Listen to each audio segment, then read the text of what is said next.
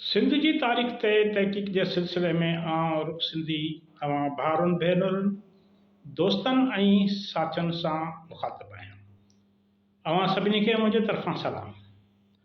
अॼु पाण सिकंदर मक़दूनी यूनान जे इलाइक़े मक़दून खां दुनिया फ़तह करण जो ख़्वाबु लहंदड़ सिकंदर मक़दूनी बाबति ॻाल्हाईंदासीं त हुन खे सिंध में कीअं शिकस्त मिली, कहिड़नि क़बीलनि हुन सां मुक़ाबिला कया ऐं हुन खे भॼण ते मजबूर कयो।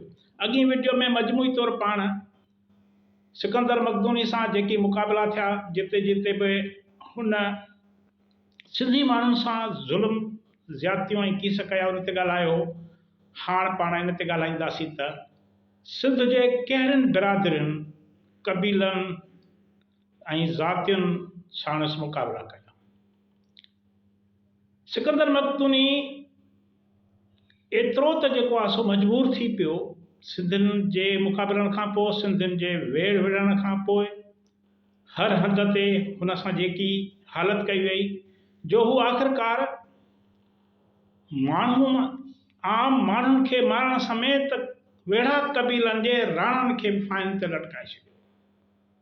माछी क़बीले जे हिकु वेढ़ाक राणे खे फांसी चाढ़ियो वियो। इन ते बि ॻाल्हाईंदासीं। अव्हांखे गुज़ारिश आहे त असांजी वीडियो मुकमिल ॿुधो, आख़िर ताईं ॿुधो, जीअं ही सॼो सिलसिलो अव्हांखे सम्झ में अची सघे। इन सां गॾु चैनल खे ज़रूरु सब्सक्राइब कंदा, दोस्तनि सां वंडींदा, वीडियोस खे लाइक कंदा। सिकंदर सॼी दुनिया खे फ़तह कंदड़ सिकंदर मक़दूनी खे इहा ख़बर न हुई। सॼी दुनिया खे फ़तह कंदड़ सिकंदर यूनानीअ खे इहा ख़बर न हुई त दुनिया अंदरि हिकु अहिड़ी क़ौम बि आहे जेका खे ज़लील, ख़्वार ऐं ख़राब करे पंहिंजे देश मां भॼण ते मजबूर कंदी। हिन खे इहा बि ख़बर न हुई त हिन क़ौम जा माण्हू हर ॻोठ ऐं वस्ती वाहण में जंग जो मैदान सिंगारींदा, जंग जे मैदान में दुश्मननि सां मुक़ाबिला करे खेसि पंहिंजे देश मां तड़े कढण में कामयाब थींदा। हीउ इहो देश आहे जिते ईसवी सन शुरू थियण खां अॻु माना हज़रत ईसा अलैहिस्सलाम खां बि अॻु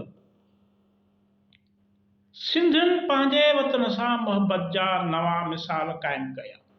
न रुॻो आम माण्हू पर राज जा राणा बि देश ख़ातिर सूलियुनि जो सिंगार बणिया। अॼु पाण सिंध जे अहिड़े राणे जो ज़िक्र कंदासीं जंहिं सिकंदर मक़दूनी सां पंहिंजी फ़ौज समेत मुक़ाबिलो कयो ऐं फांसीअ ते चढ़ी वियो, पर आणे न मञियाई। सिकंदर मक़दूनी क़दीम यूनानी सल्तनत मक़दूनिया जो बादशाह हो। हिन 20 या 21 जून 356 क़िबल मसीह में जन्म वरितो। ईरान, शाम, हिंद, सिंध ऐं मिस्र ते हमला करे लखे इंसाननि जो कोस कयो रतो आयो। हिन 326 क़िबल मसीह में सिंध ते हमिलो कयो। सिकंदर काबिल ऐं सवात जे रस्तनि खां थींदो सिंध में दाख़िल थियो। मौजूदा पंजाब 3 ॾींहंनि में नंढियुनि रियासतुनि में विरहायल हो। इहे राजाऊं पाण में झेड़े में रुधल हुआ, हिक ॿिए सां इख़्तिलाफ़ हुअनि, हिक ॿिए ते हमला कंदा हुआ। उन्हनि राजाउनि मां किन सिकंदर जो तरफ़ वठी आण मञे पंजाब संदसि हवाले करे छॾियो। पंजाब जे सभिनी हिंदू राजाउनि जेके काबिल ऐं रावी नदी जे विच में हुकूमत कंदा हुआ, जहिड़ोक यूरवा, काम्बो, माली ऐं शेवी, तिन खे फातिह सिकंदर अॻियां आण मञणी पई। टेक्सेला जे राजा अंबे लखनि रुपयनि जे तोहफ़नि सां यूनानी हमलियावर जो आदरभाव कयो ऐं इताद क़बूल कई। पाण अॻी वीडियो में बि इहा ॻाल्हि कई। हिते उन ते वधीक ॻाल्हाइण जो मक़सदु कोन्हे। पाण सिंध में, सिंधू माथिरीअ में जॾहिं हू दाख़िल थो थिए उन ते पाण ॻाल्हाईंदासीं त सिकंदर आज़म मक़दूनी जॾहिं सिंधू माथिरी यानी पंजाब ऐं सिंध ते का कई त हिन जहलम, चुनाब ऐं रावीअ जे किनारनि सां आबाद इलाइक़नि खे फ़तह करे जॾहिं मुल्तान ते हमिलो कयो, उन वक़्तु मुल्तान सिंध जो हिकु ख़ुदि मुख़्तियार परगिणो हो। मुल्तान उन जी रियासती हदुनि में सिंध जे शामिल हुयो। सिकंदर पंजाब में बिना कंहिं वॾी मज़ाहमत ऐं जंग जे फ़तहूं माणींदो जॾहिं मुल्तान पहुतो त सिंधी अवाम संदसि सख़्तु मुक़ाबिलो कयो। हितां जे राजा पोरस जी फ़ौज में सिंधी खतरियुनि जो तमामु वॾो तइदादु हो। सदर फ़ौज में 30,000 प्यादा घोड़े सुवार ऐं हाथी हुआ। सिंधी खतरियुनि पंहिंजी तारीख़ी रवायतुनि खे क़ाइमु रखंदे सिकंदर जे फ़ौजनि सां वेढ़ कई। माना हुननि आण न मञी, दुश्मन आॾो हथियार फेटा न कया, पेश न पिया पर विढ़िया।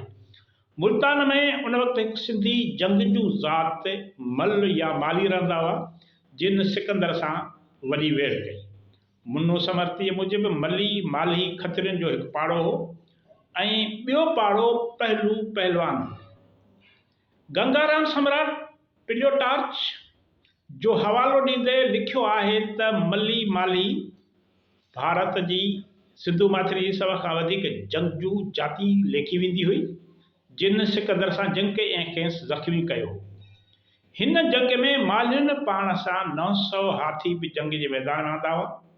मशहूरु तारीख़दान प्लूटार्च लिखियो आहे त पोरस ख़िलाफ़ विढ़ंदे सिकंदरी फ़ौजूं हिमत हारे वेठियूं। दरअसल हिते खेनि शिकस्त मिली। माना दुनिया जा तारीख़दान था चवनि। रॉबिन लैन फॉक्स लिखियो आहे त हिंदुस्तानी तारीख़दाननि जो ख़्यालु आहे त पोरस सिकंदर खे मारे मञायो हूंदो, उन करे सिकंदर खेसि एज़ाज़ ॾिनो। यूनानी तारीख़दाननि सिंधियुनि जे बहादुरी जो नक्शो चिटींदे लिखियो आहे त पोरस जा माण्हू बि तरारूं ऐं हिकिड़ी ढाल खणी वेठा थे। सदन कमान माण्हुनि जे कद जेॾी हुई। तीरनि उछलाइण महिल कमान जी तार खे पोइते छिके तीर हणंदा हुआ। संदन तीर 4 फुट डिघा हुआ जेकी केॾी बि मज़बूत ढाल मां लंघी पार थी वेंदा हुआ। पंहिंजे खाॿे हथ में हू चमड़ी मां ठहियल डिघी पर सोढ़ी ढाल खणंदा हुआ। ॿिया सिपाही तलवार बाज़ हुआ जिन जूं तलवारूं 4.5 फुट डिघियूं हुयूं। हू ॿिन्ही हथनि सां तलवारूं हणंदा हुआ। पोरस जी प्यादल फ़ौज जमा जिते हिकु थे मोह त जंग में सिकंदर जे 5 माण्हुनि जो सिर थे खयां। इन खां पोइ सिकंदर पंहिंजे लश्कर मां मुख्य सिपह सालार पहलवान ऐं क़ाबिल जोधा चूंड करे 1,20,000 सिपाही प्यादल ऐं 15,000 घोड़े सुवारनि सां बाक़ी सिंध ते हमिलो कयो पर संदसि विख ते मुक़ाबिलो कयो वियो। डॉक्टर नबी बख्श बलोच लिखियो आहे त सिकंदर खे सिंध में घणी मुखालफ़त ॾिसण में आई। हू सिंध मां जितां बि गुज़रियो उतां संदसि फ़ौज जो सख़्तु मुक़ाबिलो थियो। इन ई दौर में सिंध जी फ़ौज मज़बूत ऐं आला पाइजी हुई। सिंध जे राजाउनि वटि 2 लख प्यादा, 20,000 घोड़े सुवार, 2,000 रथ ऐं 4,000 जंगी हाथी हुआ। संदन तीर हल्का हुआ जिन जे चोटियुनि में लोही अणियूं लॻल हुयूं। राजाउनि वटि मज़बूत किला हुआ। जंग में सिंध जा राजा लश्कर जे अॻियां हाथियुनि जूं कतारूं खड़ी कंदा हुआ, बीहारींदा हुआ जिन जे पुठियां प्यादा सिपाही सिफूं ठाहे बीहंदा हुआ। साॼे ऐं खाॿे सुवारनि जा दस्ता राजा जे हुकुम लाइ इंतज़ारु कंदा हुआ। सुवारनि सां रिथ बि हूंदा हुआ। हमले करण वक़्तु नगारा ऐं शरनायूं वॼायूं वेंदियूं हुयूं।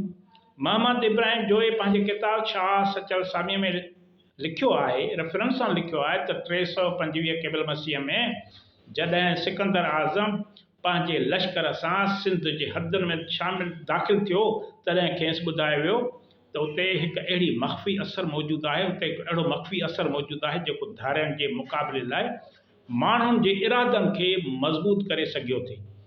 इहो मख़फ़ी असर ब्राह्मणनि जो हुयो जेकी पोइ वाक़ई सॼो वक़्तु पंहिंजे माण्हुनि खे दुश्मन जे ख़िलाफ़ वरी वरी गॾु कंदा रहिया ऐं वरी वरी उथी विढ़ण लाइ उभारींदा रहिया ऐं उन्हनि सां गॾु पाण बि क़ुर्बान थींदा रहिया। अहिड़ा 2 वाक़िया तारीख़ में मौजूदु आहिनि।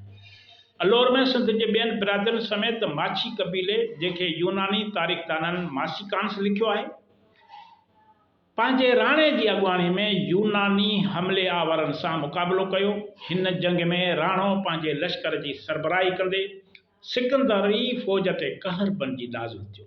वॾी वेढ़ में मक़दूनीअ जा कई सवें फ़ौजी मारिजी विया जॾहिं त जदीद हथियार ऐं मुनज़म फ़ौज न हुजण सबबि माछी कबीले जे राणे खे शिकस्त मिली। खेसि गिरफ़्तार कयो वियो। सिकंदर आज़म मोसिकांस माछी कबीले जे शिकस्त खाधल राणे खे संदसि राजधानी अलोर जे चौक ते उतां जे सभिनी वेढ़ाकनि जेकी ब्राह्मण हुया उन्हनि सां गॾु फांसीअ ते चाढ़ण जो हुकुम ॾिनो, छो त मोसीकानस माछियुनि जी फ़ौज सिकंदर खे तमामु घणो नुक़सानु पहुचायो। ॿियो हो राजा सांबस, उन जी राजधानी हुई सेवन। सांबस समन खे हुननि यूनानियुनि पंहिंजे तारीख़नि में सांबस लिखियो आहे। सांबस जेको हो सेवन में रहंदो हो, उन जो उहो इलाइक़े जो पंहिंजो मक़ामी बादशाह हो, जिते फतेह खां पोइ सभ खां अवल सिकंदर सभिनी ब्राह्मणनि खे क़त्ल करण जो हुकुम ॾिनो, छो त हिन खे मालूम हो त इन ई माण्हुनि खे मुक़ाबले लाइ तयारु कयो। डॉक्टर हबीबुल्ला सिद्दीक़ी लिखियो आहे त जॾहिं यूनानी फ़ौज सेवण जे राजा सांबस खे शिकस्त ॾिनी हुई तॾहिं आम माण्हुनि वेड़ बंदि न कई हुई। माना राजा जे शिकस्त खां पोइ बि आम माण्हू विड़िया। उन मां मालूम थिए थो त सिंध जा आम माण्हू पंहिंजनि ॾाहनि ब्राह्मणनि जे असर हेठि हुआ। इहा बि रवायत मिले थी त सिकंदर ते सेवण मां मोटंदे सेवण ऐं लकीअ जे आसपास मंशुर जे मुहाणनि तीरनि सां हमिलो कयो हो ऐं संदसि फ़ौज ते कुता बछिया हुया। मंशुर जा मुहाणा सिंध लाइ हर दौर में विढ़िया, सिकंदर सां बि विढ़िया। सिकंदर आज़म इन ई हमले में ज़ख़्मी थियो हो। सिंधी मंशुर जे मुहाणनि जे तीरनि जे हमले में सिकंदर ज़ख़्मी थियो हो। उनखां पोइ उहो घाव ॾसंदे फ़ौत थी वियो। मतिलबु त सिंधी सूरियनि सिकंदर खे आराम सां सिंध लुटण न ॾिनी। एच.टी. लैम्बर्ट लिखियो आहे त हिन मगरब जे पहिरें धाड़ेल सां सिंधियुनि जूं डिघियूं खूनी जंगियूं ज़ाहिर कनि थियूं त सिंधियुनि में आज़ादीअ लाइ वॾो जोश हो। जेतिरो अरसो सिकंदर सिंध में रहियो, सुकून घड़ीअ लाइ बि न मिलियुसि, आराम सां न रही सघियो। हर वक़्तु ख़तरे हेठि हूंदो, हर वक़्तु हुन सां मुक़ाबिला थींदा हुआ, हुनजे फ़ौज ते हमला थींदा हुआ। सिकंदर ज़ख़्मी हालत में, सिकंदर मलाहनि मुहाणनि हथां ज़ख़्मी थियण बैदि बाबल वापसि वञण वक़्तु फ़ौज खे ॿिनि हिसनि में विरायो। हिकु हिसो पंहिंजे कमान हेठि ख़ुश्की रस्ते ऐं ॿियो हिसो नरखोस जे कमान हेठि समुंड रस्ते रवानो कयो, जंहिं बहरी फ़ौज खे संदसि इन बहरी फ़ौज खे सिंधियुनि हमलो करे तबाह करे छॾियो। सिकंदर आज़म सां सिंधियुनि जा विख ते मुक़ाबला ॿुधाइनि था त हिन देश जा माण्हू कॾहिं बि दुश्मन आॾो न झुकिया, हिननि आण मञण बदिरां पंहिंजा सिर वढाए छॾिया। अव्हां जी वॾी वॾी महिरबानी। ईंदड़ वीडियो ते इजाज़त ॾींदा।